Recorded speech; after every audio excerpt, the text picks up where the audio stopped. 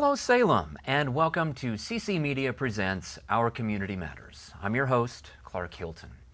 Summer is in full swing, and with the warm weather, many Oregonians are taking to the state's rivers and lakes to keep cool both in and on the water.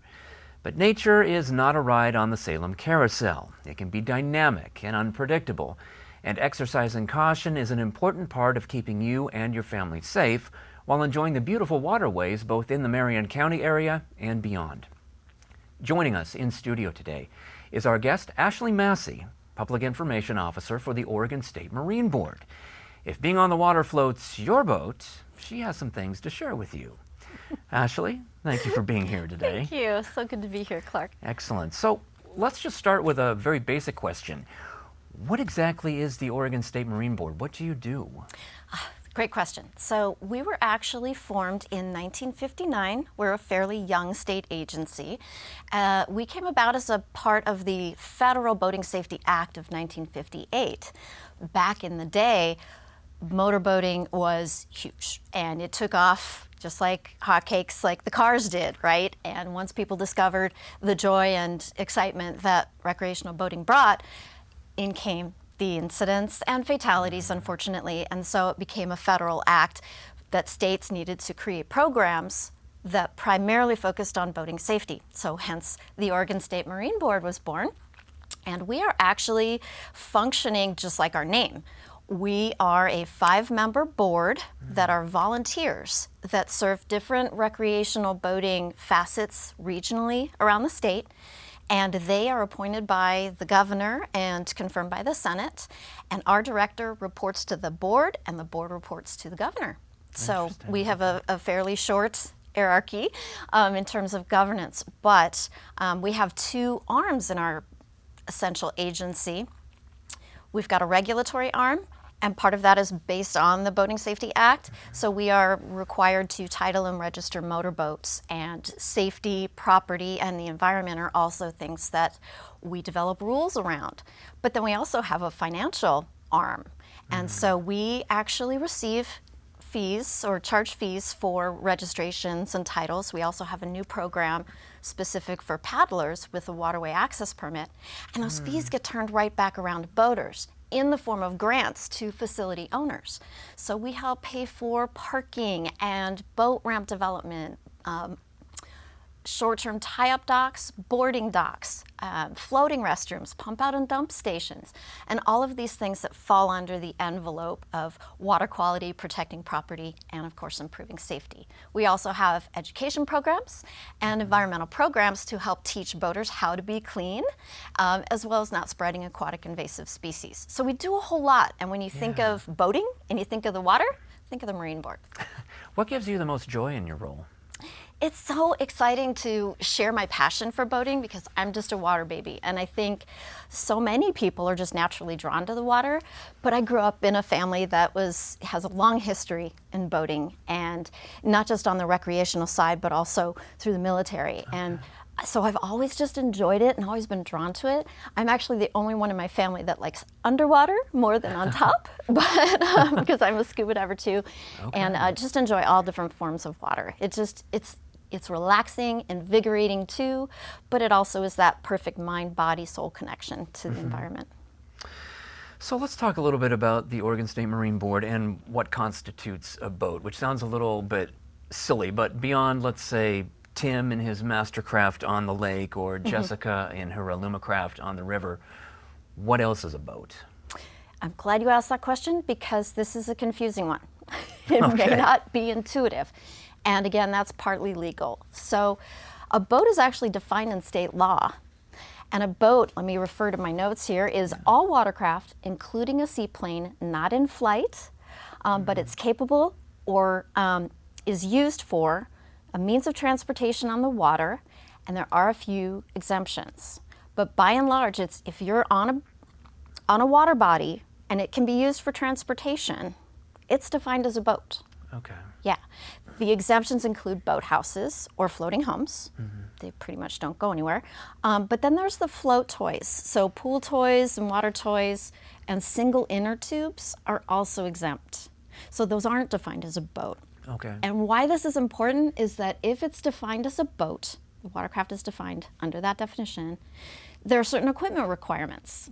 So the boat is supposed to carry a minimum level of safety gear, and that is more than likely a life jacket, a sound producing device, and some kind of night communication, so which is often lights. And it depends on the length of the vessel, but ironically, like a stand-up paddleboard, you wouldn't think of as a boat, right? Right. But in 2004, when they started to get hot and heavy in the States, because they've been really popular in Hawaii for a while, Yes. the Coast Guard came down with the determination that yes, they're a boat. So Interesting. they too, anyone operating a stand-up paddleboard, even doing yoga, needs to have a life jacket that's readily accessible, meaning you can put it on in an emergency, and have a sound producing device. And we'll talk a little bit more about this later, but you can't put one on in an emergency. There's just not enough time. No. But I'm also glad to know that my air mattress doesn't need to get a light set on it. So. You don't. But the other piece to that, Yeah. float toys were not designed for rivers. So Sure. we highly advocate that you get a craft like a Sevler inflatable boat or something like that that's more durable, because rivers are inherently dangerous, puncture easily, and that's how a lot of folks get into trouble. So oftentimes when someone falls off a floating air mattress, guess what? It's going with the current, Yes. and you cannot catch it in time. Yeah. So we'll talk more about that later, though. Okay. Let's say when it comes to Oregon's natural waterways, you kind of alluded to this, whether that's the Willamette River, Detroit Lake, or even the Pacific Ocean, each type of waterway requires different boating skills for a safe experience. So can you expand on that? Yeah, so boats are designed for different types of environments. And we're really fortunate here in Oregon to have such a diversity of waterways. We've got rivers, lakes, reservoirs, smaller ponds, streams, and the Pacific Ocean, but all require a different skill set. So someone who's what we call a salty, who likes a saltwater environment, is going to need a completely different skill set and knowledge base compared to someone that may be operating on Detroit Lake. So Detroit Lake is a good example because it's a vast, large reservoir body. It has steep drop-offs. The water level changes a lot, but it gets some afternoon gnarly wind. If you're not prepared for that wind, and you're in a paddlecraft in the middle of the lake, that's quite a paddle back. So it's knowing the environment that you're entering and the potential of variables that you're going to encounter, and the weather being one of them, as well as the water conditions, and then the type of craft itself. So like if you have a motorized boat, can you handle it? Do you have boat handling skills? Are you able to dock against the current and the wind when you've got 5 other boats trying to launch and 10 trying to get in? That's making me panic right now. It's nerve-wracking. It is nerve-wracking. And so you've got to be able to navigate not only the people and the activity, the water levels. There's a lot to think about. And a lot to practice. So we encourage folks that are brand new at boating or paddling to start off slow, find a water body, scope it out. We call it scouting ahead. So you look ahead to where you're thinking of putting in, decide where you want to take out, look at the lay of the land, evaluate, does the water level rise or lower a lot? Will this be a safe experience? Is there a lot of wind? Is there tidal influence? So many different things to consider. And you can find it all on our website, ways to guide you through, especially the beginners, on things to look into ahead of time so you make the best choices in your planning. Yeah. So kind of dealing with beginners a little bit. Last year, Oregon had 16 recreational boating fatalities. This surprised me, only 5 of which were motorized boats. Of those fatalities, 6 involved kayaks. Most accidents happened on rivers. You kind of alluded to rivers being particularly dangerous. And most victims were males. Yikes. The biggest cause, though, of an incident was operator error or inexperience. And what do you take from these statistics, and how can they improve? I do have a correction. 11 of the 16 were involved paddlecraft. Thank you for that. Non-motorized boats. And of those 7 were paddling solo. So I would say, first and foremost, don't paddle alone. If you're a beginner, go with a group or consider hiring an outfitter or guide to take you and show you the ropes. Especially if you want to boat in your backyard but you're not sure about the conditions. You can learn from other people. There are also online forums. You can learn a lot from our website at boat.oregon.gov, and start talking to other folks. There's a wealth of information online. A lot of it's good, but overall it's making sure that you take your baby steps. It's not like, just like driving a vehicle, right? You get your permit and you're ready to rock and roll. You're not going to start out on I-5.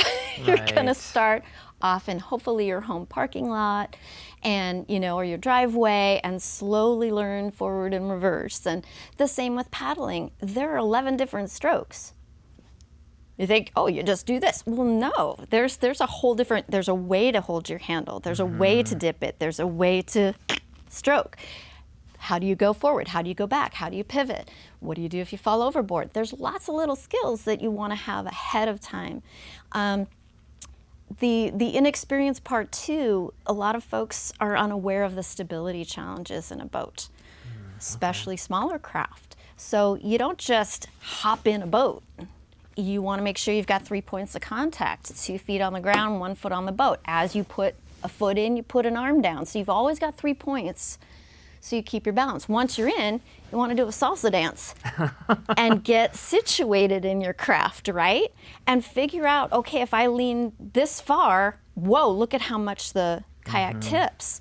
So how much wiggle room, so to speak, do you have before you feel like you're going to lose your balance? So you're going to need balance and coordination and to go slow. It's so easy. Folks on TV too make it look easy, but it takes a lot of know-how and practice. Yeah, and I get the impression that perhaps people don't necessarily do this. It's like, I'm just going to go get on the boat, or I'm going to go get into this kayak I got at the store or whatever. And I did notice that, and you and I talked a little bit before the interview started, that the fatalities for last year were actually down, but you said you'd hit a peak? We hit a peak. We started taking statistics in part for Coast Guard requirements, but also for statewide, a better sense of how we could improve our safety programs back in 1982. In 2020, we hit our peak, which was 26 recreational boating fatalities. And part of it was COVID, but again, it came back down to a lot of common denominators. People new to the activities that overestimated their skill, and underestimated the conditions. Many were a combination of both. Say one example is a person who just picked up a kayak from Bi-Mart. They were given a quick tour. They went through their manual and stuff, went out to their local waterway, didn't realize that there was a Class 3 rapid on that waterway. Boat overturned, boom, they landed in the water, succumbed to cold water. Yeah. So it's that kind of thing. It's not just the boat, but it's also the conditions. So cold water is a big one in our state. We're considered a cold water state. Most waterways are 65 degrees or lower most of the year. And so all bodies are going to react the same way to cold water, and it's an initial shock. Yeah. Do you know much about the gasp reflex? No. I'm going to learn something. You are. Okay. So what happens to our body naturally is that when we're exposed to cold water suddenly, not like we have a mental preparation for it, but say it's 90 degrees out like it is today, and you fall into the water and it's 60 degrees, your body's going to go, and if your head's not above the water, there's a really high probability of sucking water into your lungs. And that causes your body nervous system to then go into a panic mode, and your whole frontal lobe, your logic centers, shut down. So you don't actually have any capability of thinking at all. Your body will naturally freeze. You'll then start to panic. The panic then builds all these other hormones up in your body. And what the body will do is actually raise the arms. Your arms will raise and you wind up sinking, trying to get a breath, and you suck in more water. And that's how most people, unfortunately, in our waterways, if they're not wearing a life jacket, drown. 85% of recreational boating fatalities are victims who are not wearing a life jacket, and of them, they drown. So Yeah. it's preventable. It's preventable. Yeah. Well, let's talk about being prepared then before we go out on the water. What kind of planning do we need both for motorized boats or for paddlecraft? What kind of equipment is a must-have? Number one, the life jacket. Because when we look at the statistics, overwhelmingly, it comes down to two factors: not wearing a life jacket or it not fitting properly. In the example of inflatable or newer technologies, it's not having the life jacket armed properly or not at all. So those are big components. The other is under the influence. You need all your wits about you. I mean, balance, vision, coordination, muscle dexterity are all necessary for any type of boating that you do, especially for self-rescue. And if you consume alcohol or other drugs, it's going to slow everything right on down and make it a whole lot worse. Yeah. Yeah, so I know, don't mean to scare folks, but it is a lot of fun. important. Boating is a great activity. Just think about what you're doing and make sure you're properly equipped. But those are the two big things: be sober, wear a life jacket, and then the other is, I'm sure you've seen the Titanic. Oh, yeah. Oh yeah. So how Get does on a bigger Rose? door? Is that Yeah, yeah. at How the does end? Rose get the attention and help at the end, right? Yeah, she's blowing the whistle. Yeah. So a whistle is required for a smaller craft. As you get bigger, the larger the sound devices you're going to need. So it goes up to from a whistle to a horn to a bell.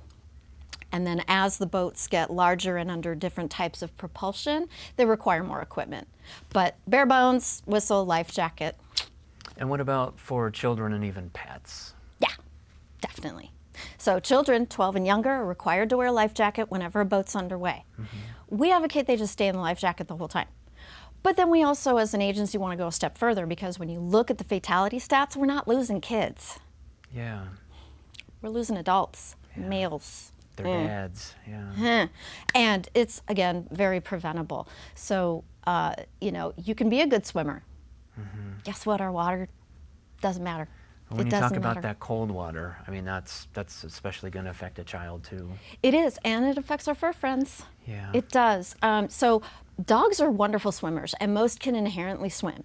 Believe it or not, they don't need to be taught. They just know how to paddle. Some are attracted to the water more than others, but they get cold too. And so when you hear about, oh, I went in to go save my dog, 99% of the time the dog's fine.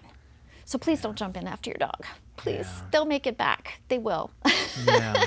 So stay put, keep calling your dog, and everything will be fine. I truly, that we do lose people who have gone in after their pets. Sure. Well, we have a number of life jackets, as you can probably see on TV here, and we're going to be doing a demonstration here. We're going to take a quick break to do that, to prepare for a demonstration, and so stay with us. We'll be right back. Cuando hace calor, el agua es perfecta para refrescarse, pero los ríos y lagos de Oregon tienen fuertes corrientes, cambian de profundidad y son frías la mayor parte del año. Las temperaturas cálidas del aire y el agua fría pueden ser un shock para nuestros cuerpos. La mejor opción para usted y su familia es usar un chaleco salvavidas. Hay muchos estilos cómodos para cada actividad acuática y con material transpirable. Recuerde, el ahogamiento se puede prevenir. Use un chaleco salvavidas. Este mensaje es presentado por Oregon State Marine Board. Welcome back to CC Media Presents Our Community Matters. We have Ashley Massey from the Oregon State Marine Board here. We're going to do some demonstrations, but first, Ashley, you wanted to talk about dressing appropriately for the conditions on the water. Yeah, we talked about cold water. Yeah. Okay. 90 degrees out, cold water, but wait a minute. I'm there to cool off. The key is dress for the water temperature, not the air temperature. Just splash yourself, you'll be refreshed super quick. Dabble the feet in the water, you'll cool off. The key is you don't want full submersion because it's going to shock your body, right? The other thing to keep in mind is that life jackets now are so comfortable. They're made with material that's breathable. You're not going to get too hot or too cold. And we've got lots of variety. So like this is a style life jacket that's meant for a lot of impact sports, towed water sports, as well as kayaking. You can use them in a variety of inland waterways, and you're not inhibited at all with movement. You can move just fine. You want to make sure that you have a proper fit though, that it's nice and snug, yet you can still breathe. It should feel comfortable.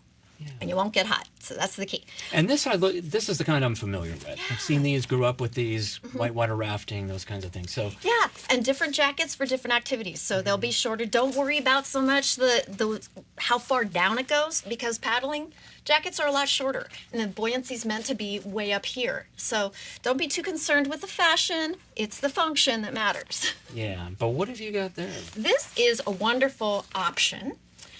This is called an inflatable life jacket, and this particular style is meant for inland and offshore activities. You can get them to where they're just automatic or manual or both, hydrostatic type. They are powered by a CO2 cartridge that's inside.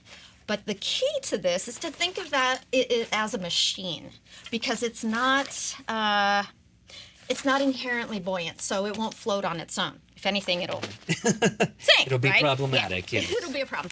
But with this kind of life jacket, know that there's maintenance, and every year you're going to want to make sure that you test it.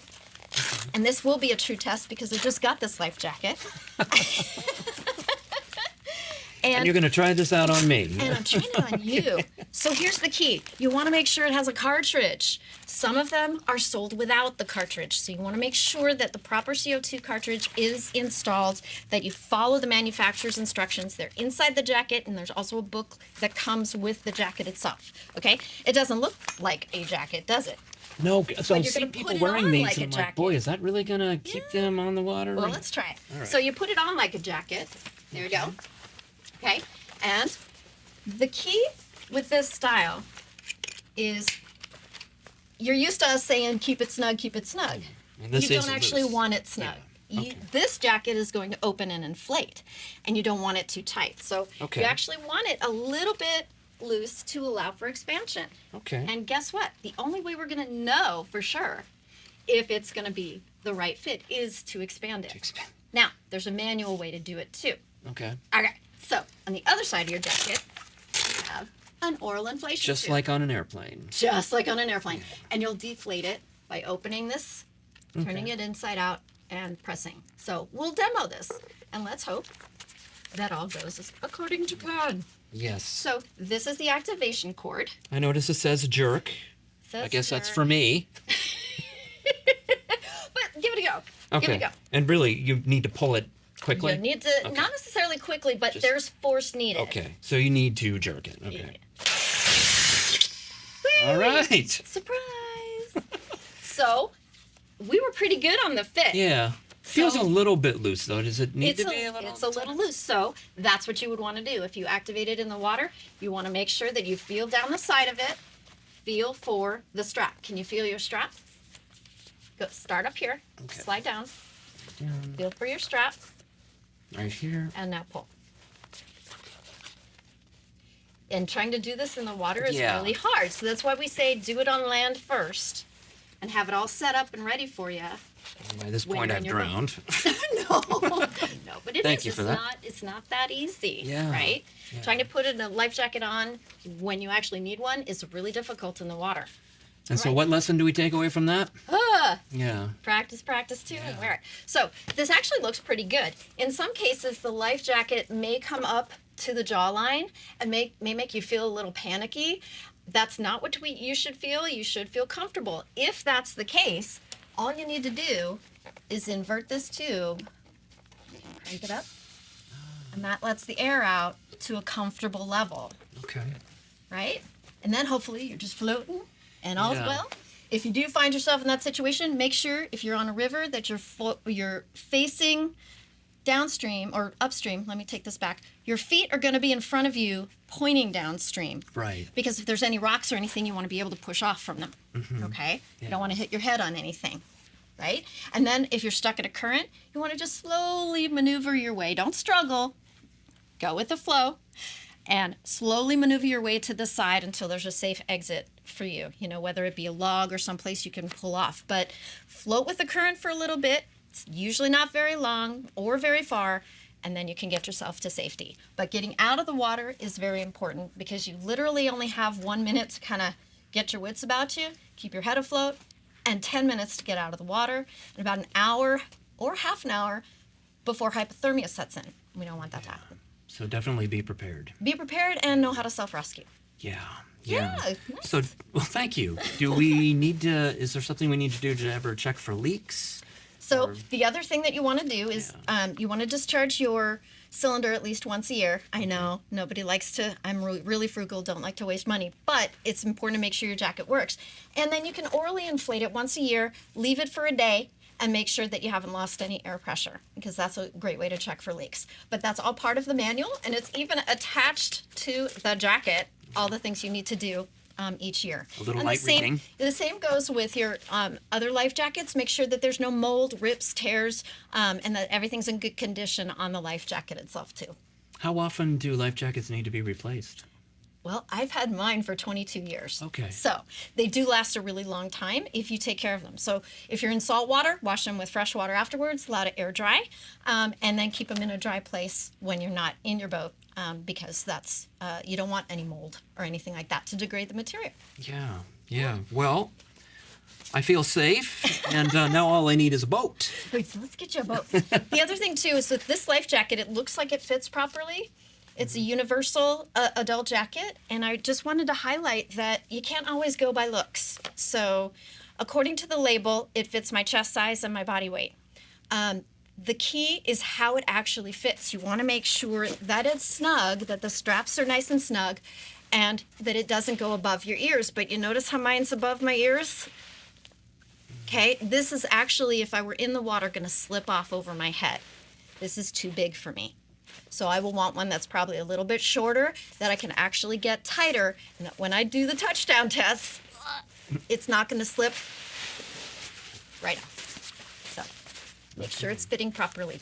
And you can usually get help from whoever is selling it. You right? can, and then the life jacket loaner stations show that as well, how to make sure it fits right. All right, and they can get more information, I suppose, too, from the Oregon State Marine Board You sure website? can. Go to boat.oregon.gov. All righty. Well, like I said, all I need now is a boat, but we probably not going to have one of those today. But we will be back with Ashley Massey of the Oregon State Marine Board in just a moment.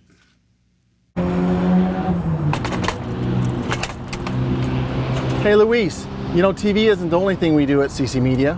Really? TV is everything in Capital Community Media. Not anymore. We're launching a brand new radio station, 98.3 FM. Whoa, that's so cool. I'm going to check it out right now. You're listening to KMWB 98.3 FM, your community radio station for the Mid-Willamette Valley.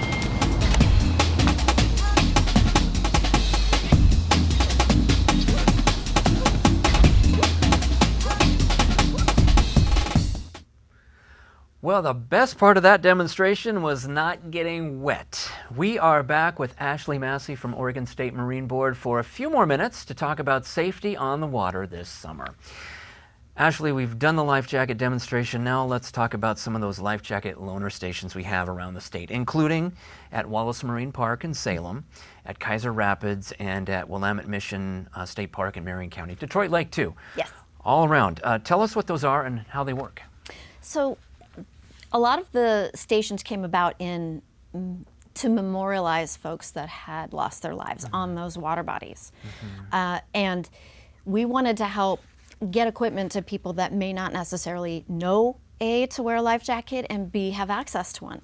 So we've partnered with a variety of different clubs and organizations and helped sponsor these life jacket loaner stations. We have over 100 around the state.